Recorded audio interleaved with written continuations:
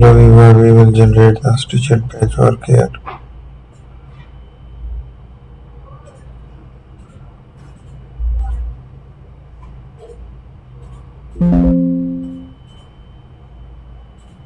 I will create that shapes here.